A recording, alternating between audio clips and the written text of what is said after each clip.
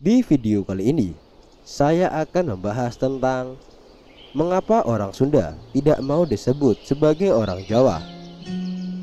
Pulau Jawa merupakan wilayah yang dihuni dua etnis besar, yakni suku Sunda dan suku Jawa. Suku Sunda mendiami Pulau Jawa sebelah barat, sedangkan suku Jawa mendiami Pulau Jawa dari tengah hingga timur. Dengan terbaginya Pulau Jawa oleh kedua etnis tersebut, tentu saja memiliki kultur yang berbeda, sehingga orang Sunda tidak mau disebut sebagai orang Jawa meskipun berada dalam satu hamparan pulau. Selain itu, ada alasan-alasan lain kenapa orang Sunda tidak mau disebut sebagai orang Jawa. Ini semua terkait dengan sejarah awal mula etnis Sunda mendiami Pulau Jawa di sebelah barat, serta alasan-alasan lainnya. Berikut ini adalah alasan kenapa orang Sunda tidak mau disebut orang Jawa. Yang pertama, kata Sunda berasal dari akar kata Sun atau kata Suda dalam bahasa Sanskerta, yang berarti bersinar terang, berkilauan dan putih. Dalam bahasa Kawi dan bahasa Bali berarti bersih, suci, murni, tak tercela dan tak ternoda. Orang Sunda meyakini bahwa memiliki etos atau karakter kesundaan sendiri sebagai jalan menuju keutamaan hidup. Karakter orang Sunda yang dimaksud adalah cager atau sehat, bager atau baik, benar atau benar, siger atau mawas diri, wanter atau berani. Karakter ini telah dijalankan oleh masyarakat Sunda sejak zaman kerajaan Salakanagara. Nama Sunda mulai digunakan oleh Raja Purnamarwan pada tahun 397 untuk menyebut ibu kota negara kerajaan Tarumanagara, untuk mengembalikan pamor Tarumanagara yang semakin menurun. Kemudian pada tahun 670, Tarusbawa, yaitu penguasa kerajaan Tarumanagara yang ke-13, mengganti nama Tarumanagara menjadi kerajaan Sunda. Kemudian peristiwa ini dijadikan alasan oleh kerajaan Galuh untuk memisahkan negaranya dari kekuasaan Tarusbawa. Dalam posisi lemah dan ingin menghindari perang saudara, Tarusbawa menerima tuntutan Raja Galuh. Akhirnya kawasan Tarumanagara dipecah menjadi dua kerajaan, yaitu Kerajaan Sunda dan Kerajaan Galuh, dengan Sungai Citarum sebagai pembatasnya.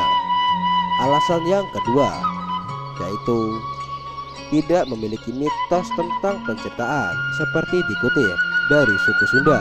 Tidak seperti kebanyakan suku yang lain, suku Sunda tidak memiliki mitos tentang penciptaan atau catatan mitos yang menjelaskan asal mula suku ini.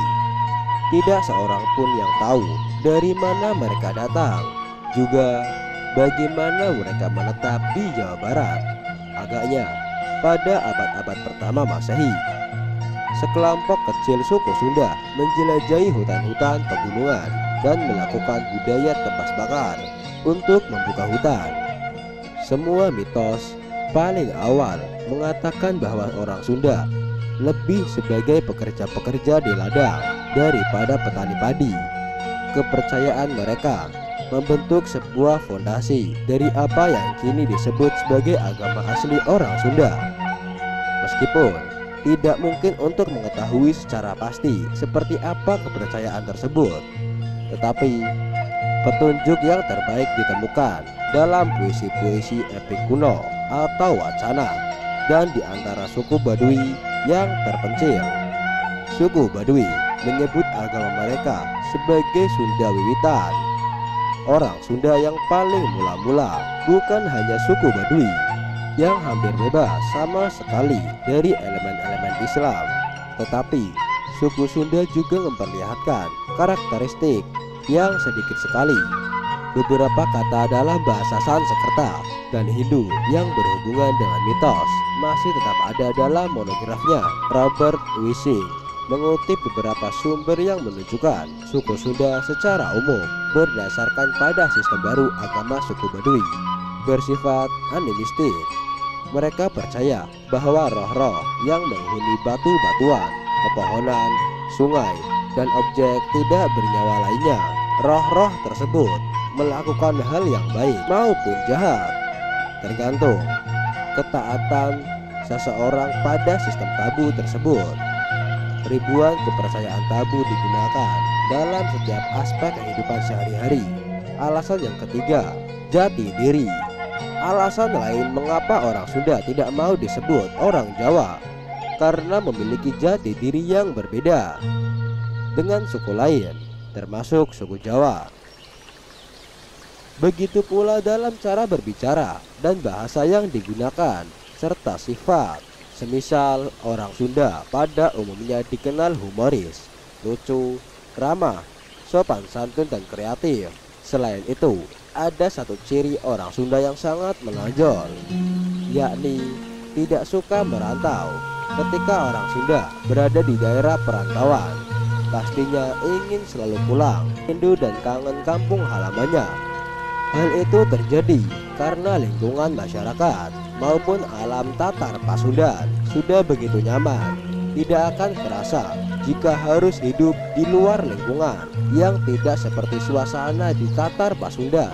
Demikian sejarah mengapa orang Sunda tidak mau disebut sebagai orang Jawa. Kurang lebihnya mohon maaf. Sekian dari saya, terima kasih.